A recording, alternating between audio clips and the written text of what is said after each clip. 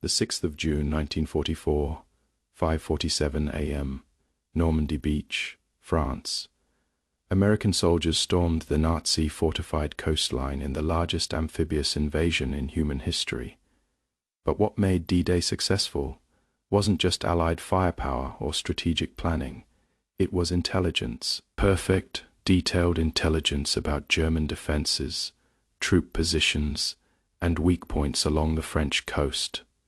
Intelligence that came from an unlikely source, Lucky Luciano, sitting in a prison cell 3,000 miles away in New York. The man the US government had imprisoned for prostitution charges was about to become the secret weapon that helped America win World War II. And when the war ended, the government would have no choice but to set him free. To understand how Lucky Luciano became America's most valuable intelligence asset, you need to understand the crisis facing the United States in 1942. America had entered World War II after Pearl Harbor, but the country was woefully unprepared for the kind of intelligence operations that modern warfare required. The Office of Strategic Services, the predecessor to the CIA, was barely a year old. The FBI had domestic experience, but no European networks. Military intelligence was focused on battlefield tactics, not the kind of deep cover espionage that could penetrate Nazi-occupied territories. Meanwhile, German U-boats were decimating American shipping along the East Coast. In the first 6 months of 1942, Nazi submarines sank over 400 Allied ships, including dozens right outside New York Harbor. The Germans had intelligence networks throughout American ports, saboteurs who could identify ship movements, and sources who provided detailed information about Allied shipping schedules. The US Navy was losing the Battle of the Atlantic, and military leaders knew that without reliable intelligence about German operations, the war could be lost before American industrial capacity could make a difference. They needed sources in Europe, connections to resistance movements, and most importantly, detailed information about Nazi defenses that would determine the success or failure of any invasion attempt. That is when Commander Charles Heffenden of Naval Intelligence had an idea that would have seemed insane to anyone who didn't understand how desperate the situation had become. He knew that organized crime families, particularly those with Italian connections, had extensive networks throughout Europe. These networks had been developed over decades for smuggling, money laundering, and other criminal activities. But what made them perfect for wartime intelligence was that they were completely invisible to conventional law enforcement and military surveillance. Heffenden's proposal was simple but controversial. Approach Lucky Luciano in prison and offer him a deal. In exchange for using his criminal networks to provide intelligence for the war effort, the government would consider reducing his sentence. It was a partnership between the American government and the most powerful criminal in the country, but it was also the partnership that would determine whether democracy or fascism controlled the future of Europe.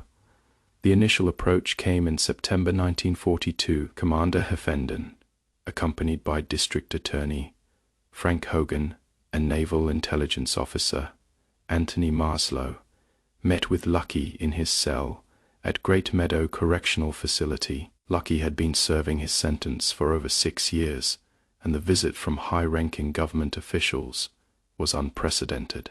"Mr. Luciano," Heffenden began, "we need your help with a matter of national security." Lucky studied the three men carefully. He'd been expecting this conversation for months. The war had created opportunities that smart men could exploit, and Lucky was always a smart man. "What kind of help?" "Intelligence.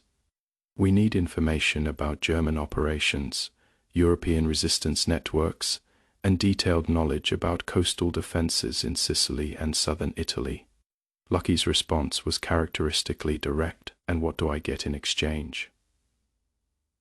"That depends on how valuable your assistance proves to be."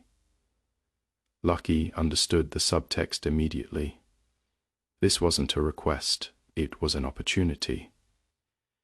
The US government needed his criminal networks more than they wanted to admit, but they also needed to maintain the appearance that they weren't officially cooperating with organized crime. The arrangement would have to be subtle, unofficial, and deniable. "I'll need to make some calls," Lucky said.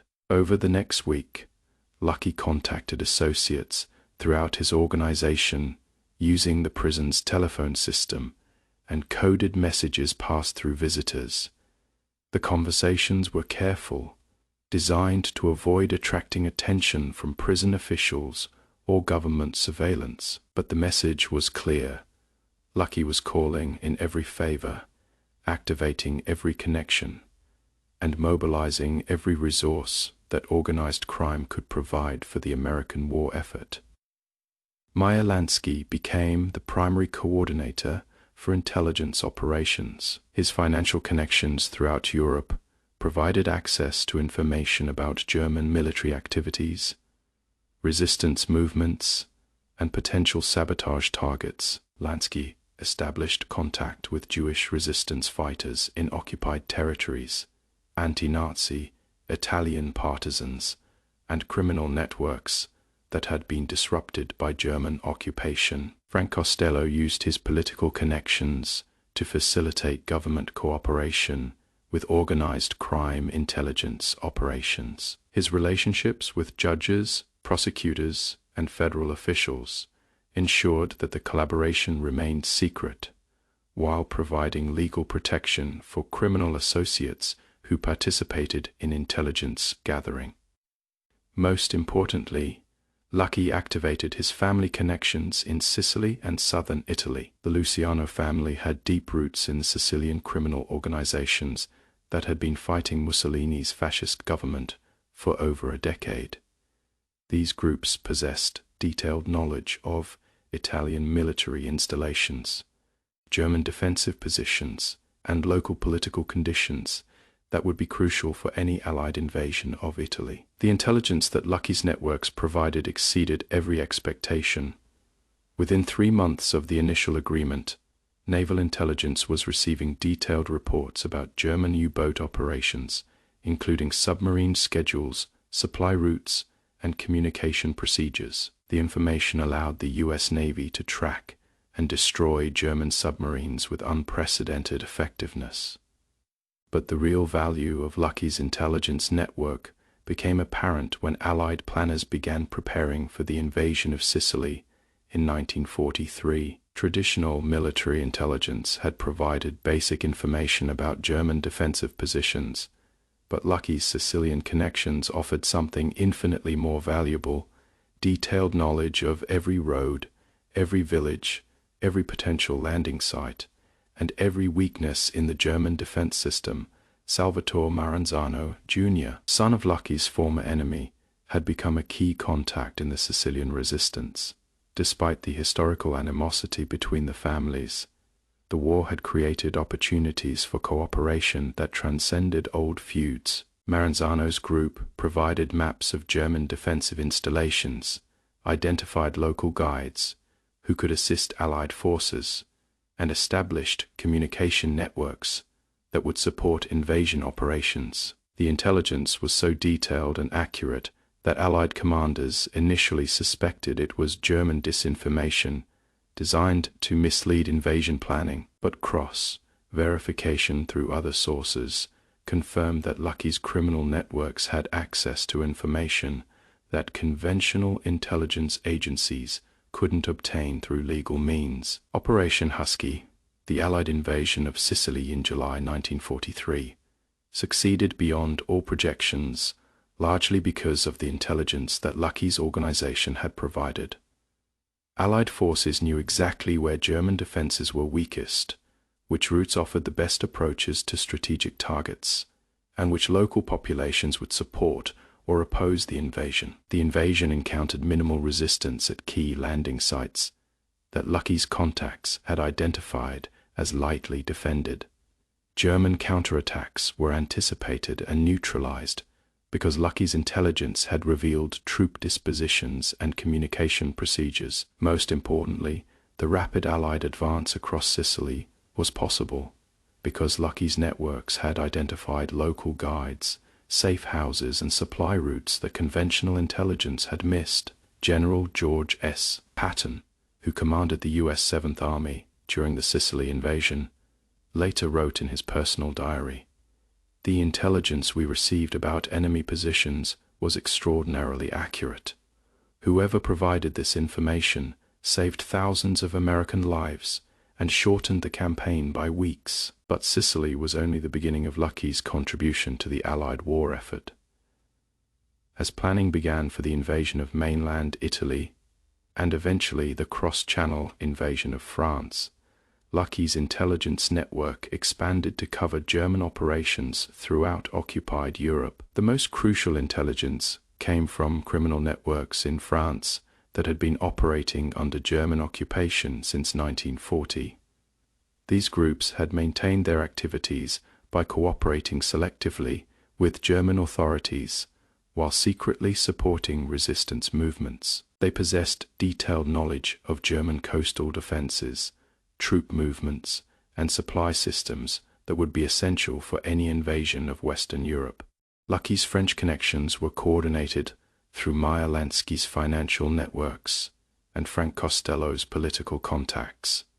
The information flowed through established smuggling routes that had been adapted for intelligence purposes. Criminal organizations that had spent decades avoiding detection by law enforcement were ideally positioned to avoid detection by German military intelligence. The intelligence from France revealed that German coastal defenses were strongest at obvious landing sites like Calais and Le Havre, but much weaker at beaches in Normandy that conventional military analysis had dismissed as unsuitable for large-scale invasion. Lucky's networks provided detailed information about German defensive positions, identified weak points in the Atlantic Wall, and established contact with French resistance groups that could support invasion operations. Most importantly, Lucky's intelligence network helped Allied commanders under successful invasion would depend not just on military superiority, but on political and psychological factors that conventional intelligence couldn't assess. Criminal networks understood local populations, political dynamics, and social conditions in ways that military observers couldn't appreciate. By early 1944, Lucky Luciano was providing intelligence that influenced Allied strategy at the highest levels of command. General Dwight Eisenhower, Supreme Allied Commander, received briefings that included information from Lucky's networks, though the source was never identified in official documents. The intelligence was simply attributed to European resistance contacts or local sources. The preparation for D-Day represented the culmination of Lucky's intelligence contributions. His criminal networks had provided detailed information about German defenses along the entire French coast, identified the weakest points in the Atlantic Wall, established contact with French resistance groups, and created communication systems that would support the invasion. The intelligence operation Lucky orchestrated from his prison cell was unprecedented in its scope and effectiveness. Criminal organizations in France, Italy, Greece, and Yugoslavia were providing coordinated intelligence that filled gaps in conventional military reconnaissance. These networks could access areas that Allied spies couldn't penetrate, establish relationships that formal diplomacy couldn't create, and obtain information that traditional intelligence methods couldn't gather. Lucky's European criminal contacts had spent decades building relationships based on mutual benefit, shared risk, and absolute discretion. These same qualities that made them successful criminals made them ideal intelligence assets. They understood operational security, maintained strict compartmentalization, and possessed the cultural knowledge necessary to operate effectively in occupied territories. The intelligence flowing through Lucky's networks was processed by a special unit within Naval Intelligence that had been created specifically to handle information from organized crime sources. The unit was so secret that most Naval Intelligence officers didn't know it existed. Information was sanitized, verified through independent sources, and integrated into official intelligence reports without revealing its criminal origins. Commander Heffenden later described the operation as the most productive intelligence partnership in American military history. The information provided by Lucky's networks influenced every major Allied operation in the European theater, from the invasion of Italy to the liberation of France. On the 6th of June 1944, when Allied forces stormed the beaches of Normandy, they were executing a plan that had been informed by intelligence from the most unlikely source imaginable, an American criminal serving a prison sentence for prostitution charges. The irony was not lost on the few government officials who knew the truth about Operation Underworld. The success of D-Day vindicated every aspect of the government's controversial collaboration with organized crime. Allied casualties were lower than projected because Lucky's intelligence had identified weak points in German defenses. The rapid advance inland was possible because Lucky's networks had provided information about German troop dispositions and supply routes. The coordination with French resistance groups was effective because Lucky's criminal contacts had established trust and communication systems that conventional intelligence couldn't create. But the success of Lucky's intelligence operations created a problem for the US government. What to do with a criminal who had become a national security asset? Lucky had fulfilled his part of the bargain by providing intelligence that contributed directly to Allied victory. He had saved thousands of American lives and shortened the war by months or possibly years. But he was also a convicted felon whose criminal organization remained active and profitable. The solution emerged gradually through discussions between Naval Intelligence, the Justice Department, and Governor Thomas Dewey of New York, who had originally prosecuted Lucky on prostitution charges. The agreement was unofficial, unwritten, and carefully designed to avoid any appearance that the government was rewarding criminal behavior. The negotiations were complex and sensitive. Lucky's intelligence contributions had been invaluable, but the government couldn't openly acknowledge cooperation with organized crime without undermining public confidence in law enforcement and the justice system. The solution needed to satisfy both justice and political necessity. Governor Dewey, who had built his political career on prosecuting organized crime, found himself in the impossible position of potentially freeing the most famous criminal he had ever convicted. But Dewey was also a patriot who understood that Lucky's wartime service had earned consideration that normal legal processes didn't provide. The compromise satisfied no one completely but addressed everyone's essential concerns. Lucky would be freed but deported, allowing the government to claim that justice was served while acknowledging his wartime contributions. The specific details of his intelligence work would remain classified, protecting both national security secrets and the government's reputation.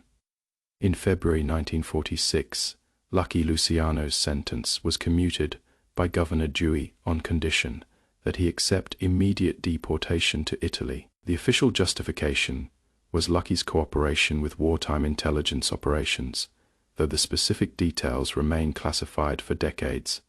Lucky would be free, but he would never again set foot on American soil. The deportation ceremony on the 9th of February 1946 was carefully orchestrated theater designed to satisfy both justice and expediency. Lucky was transported from prison to a ship bound for Italy, accompanied by immigration officials and newspaper reporters who documented his departure from the United States. The message was clear.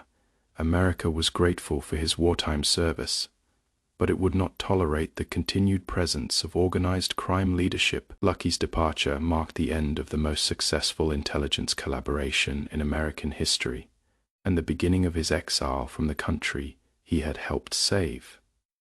He had achieved something unprecedented, using criminal expertise to serve national interests while maintaining his organization's independence and profitability. From his exile in Italy, Lucky continued to influence American organized crime operations while carefully avoiding any activities that might jeopardize his freedom or provoke government retaliation. He had learned that cooperation with legitimate authority could be more profitable than opposition, but only when the cooperation served mutual interests and maintained appropriate boundaries.